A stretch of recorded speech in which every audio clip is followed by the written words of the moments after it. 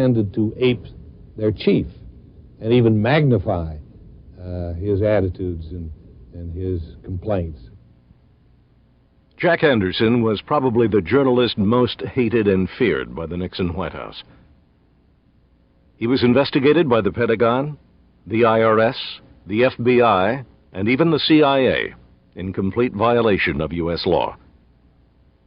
These are the thousands of pages of CIA surveillance documents on Anderson which he received under the Freedom of Information Act. The CIA's illegal surveillance was called Project Mudhen. Anderson was assigned the code name Brandy. I headed Richard Nixon's enemies list, probably for alphabetical reasons, but on the other hand, I think I was probably more investigated than anyone else on his enemies list. As I said, the private investigator, the plumbers, the FBI, the CIA, the Pentagon, and every other law enforcement agency, the Internal Revenue Service, looked at my taxes for 2 years, though my accountant said that they should have been able to satisfy themselves in 24 hours because my records were very complete. They were looking for dirt. They were looking for something to try to discredit me. They were trying to pin a crime on me. But journalist Jack Anderson wasn't only harassed by the Nixon White House. He was targeted for assassination. And his hunter was G. Gordon Liddy. Liddy says he coordinated the hit with E. Howard Hunt, White House security consultant and ex-CIA station chief in Mexico. Mr. Hunt came to me and said that Jack Anderson had now gone too far in that he had identified one of our human intelligence assets posted abroad, who as a result of that, if he was not already dead, was dying under torture. And he said that he had been instructed to meet with me and a Dr. Gunn, assassination expert of the Central Intelligence Agency, and that meeting's object was to guarantee, that was the operative word, that Mr. Anderson would not repeat that conduct. Well, the only way you can guarantee that someone will not do something is to kill them. And we agreed that that was the only thing possible. And we then had a conversation on the various techniques and mechanics to effect that. And then we drew that up, and it was submitted by Mr. Hunt to his superiors in the White House, and Mr. Hunt subsequently reported back to me that he was told that is too severe a sanction, don't do it, so of course we did not. This nightmare story is almost too gruesome to believe. If Liddy's story is true, and the Nixon White House seriously considered assassinating a political rival, it demonstrates the almost insane paranoia which characterized the Watergate era. Chuck Colson was special counsel to President Nixon and was known as Nixon's dark side.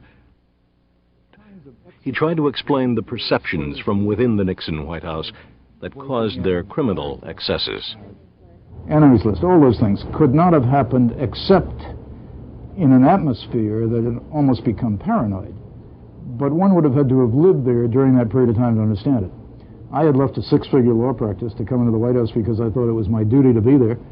And you end up having a gasoline can thrown onto your car, lighted at night, my limousine bringing me into the White House. You were trapped in the White House weekends by 250,000 kids outside in buses. And the protests, FBI telling us there was somebody on the way to bomb the White House. You really got a paranoid attitude. And then you had, but not paranoia, but not wholly unjustified paranoia. And then you had the Washington Post saying that the Nixon election was like the Nazi occupation of Paris, and getting clobbered in the press day in and day out. And we knew they didn't like Nixon, and we didn't like them back. And so you had this incredible we versus them siege mentality. And only in that kind of a climate, like a humid climate where a fungus can grow, only in that kind of a climate could something like Watergate have happened. It was a White House removed from reality. 20 years later, Watergate symbolizes the massive abuse of power that caused a sitting president to resign or face removal from office. The irony of the greatest political scandal in U.S. history is that no one knew the purpose of the break-in at the Watergate. This ordinary-looking key could conceivably fit anything, but it fit a desk at the Democratic National Committee. and the burglar who had it risked his life to conceal it from the arresting cops. The desk was in the same group of offices where the only phone bug was ever placed. Shockingly, neither the Senate Watergate Committee nor the Watergate prosecutor ever knew anything about this key. It is almost certain that Richard Nixon never did either. Like a character in a Shakespearean tragedy, Richard Nixon brought about his own downfall. He might have been remembered as a great president had he not been a victim of his own character. As it is, Richard Nixon's place in history is marred by disgrace. He was the Watergate